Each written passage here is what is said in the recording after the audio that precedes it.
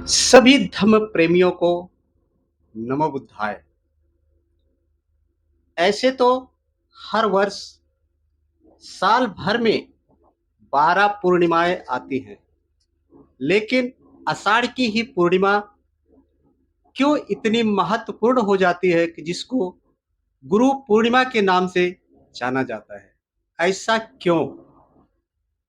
क्योंकि हर एक पूर्णिमा को लाखों लोग जन्म लेते हैं और लाखों लोगों की मृत्यु हो जाती है। लेकिन ये आषाढ़ी गुरु पूर्णिमा एक ऐसी पूर्णिमा है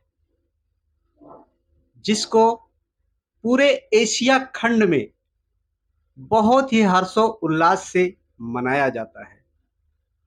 इसके पीछे का कारण क्या है? ऐसे बहुत से लोग हुए हैं जिनके एक ही दिन पर जन्म भी हुआ है और एक दिन मृत्यु को प्राप्त हुए हैं। लेकिन जो आषाढ़ी पूर्णिमा को घटित हुई ये घटना ये बहुत ही महत्वपूर्ण है। क्यों? इसलिए कि जो है सिद्धार्थ गौतम का जन्म भी जंगल में होता है और उनकी जो है साधना या ज्ञान की प्राप्ति कहें तो पूर्णिमा के दिन ही होती है और उनका जो है महापरिनिर्वाण जो होता है वो भी पूर्णिमा के दिन ही होता है। लेकिन सबसे महत्वपूर्ण बात यह है कि ये आषाढ़ी पूर्णिमा जो घटित सिद्धार्थ के साथ घटना हुई है वो इस मनुष्य जाति में, जाति का मतलब जन्म लेना होता है और किसी के साथ यह घटना घटित नहीं हुई है। और इसको गुरु पूर्णिमा क्यों कहते हैं आइए हम जानते हैं।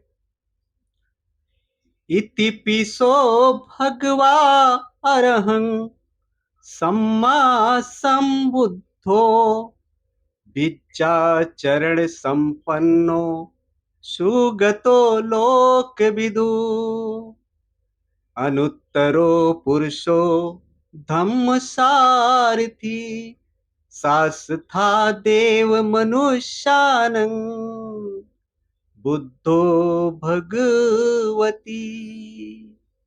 मेरे प्यारे धम्म प्रेमियों, इसके कारण क्योंकि बुद्ध एक ऐसे त्यागी ध्यानी हुए हैं, ऐसा इस संसार में कोई हुआ नहीं है, जो सभी गुणों से युक्त थे, सभी विद्याओं से परिपूर्ण थे, यहां तक कि देवताओं को भी उपदेश दिया, देवताओं को भी ज्ञान सिखाया। एक बार ब्रह्मा ब्रह्मलोक में स्मरण करने लगे कि मुझसे ज्यादा शक्तिशाली कोई नहीं है, लेकिन ब्रह्मलोक में भी मृत्यु होती है। तो उनको समझाने के लिए शाक्य मुनि गौतम बुद्ध इस मृत्यु लोक से च्युत करके ब्रह्मलोक चले गए। इसके कारण क्योंकि बुद्ध एक ऐसे तपस्वी, ऐसे मुनि हैं कि जिन्होंने मनुष्य को तो ज्ञान दिया ही दिया है, देवताओं को भी ज्ञान दिया है। और इस पृथ्वी लोक में ऐसा कोई नहीं पैदा हुआ कि जो देवताओं को ज्ञान दिया हो।